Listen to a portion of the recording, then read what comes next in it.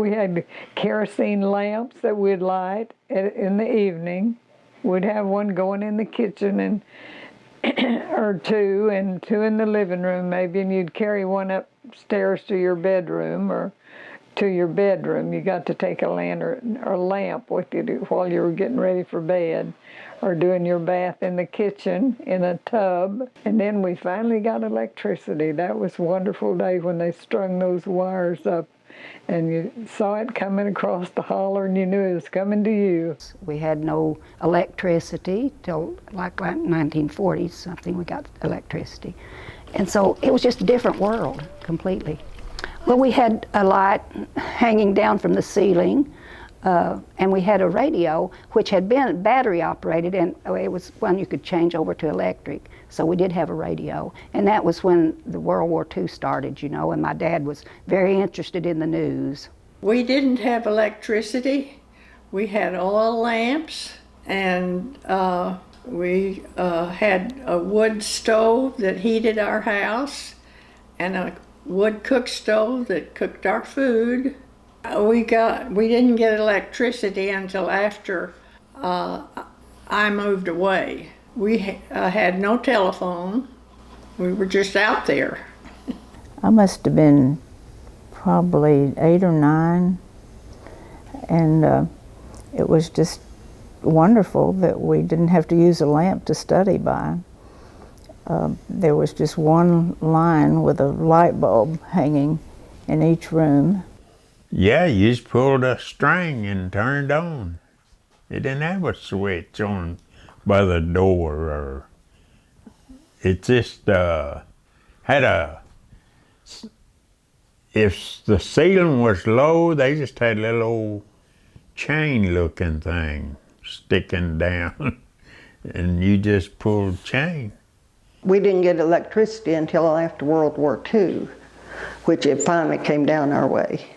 So I can remember when that refrigerator come in, I expected it to be like the pictures, but it didn't have all those cakes and pies in it.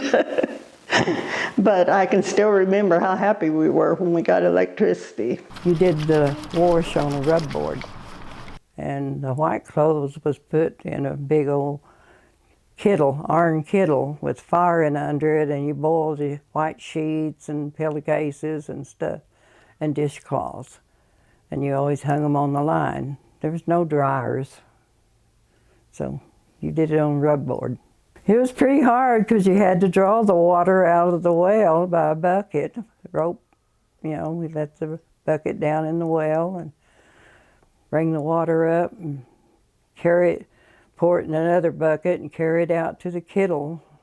Before we got electricity, my dad had bought a washer, wringer washer, and down at Savoy they had electricity, and my mom and them had a friend, the Abners, and so they took the washer down there, and we would go down to her house, and they all did laundry one day and hang them on the line. And then finally we got electricity down to our place. When we were growing up, we had kerosene lamps. And all the time that I was at home, we never had electricity. And nowadays, if you thought you had that kerosene lamp, you think it's still dark, I think. That time, they first just put about one outlet and a place for a ceiling lamp or something, because they didn't know that they was going to have so much things to plug in like they do now. It was a real help to everybody, to all the farmers especially, and because we had all of that. Well, the ones that made a lot of a difference was a refrigerator, because before that, it was hard to keep food. You couldn't keep it from one day to the next. And then getting to have a washing machine, wow. That was great, better than using an old rub board, for sure. Walk in your house, you flip a switch, you got lights. If you want a cold drink, go to your refrigerator, you didn't have all of that, see.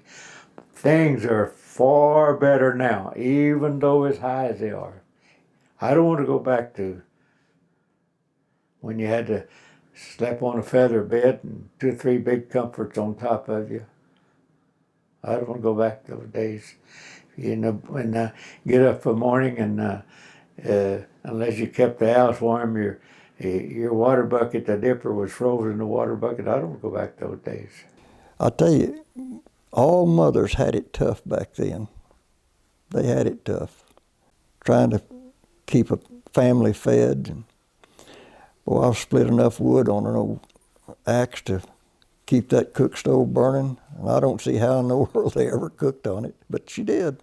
We heated with wood in the house, and Dad always had a big wood pile, and one of my chores was to carry in wood.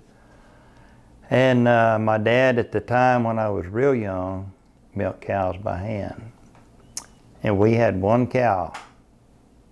One of my sisters would get on one side, one would get on the other, and I got between her back legs, and we milked.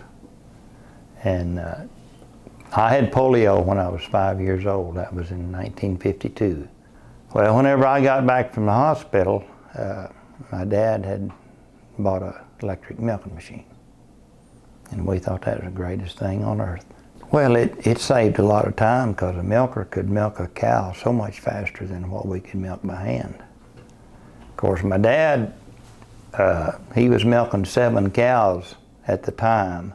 We always milked about 10 or 12 cows too, and electricity helped that. We got electric milkers, and that was a big deal, big help.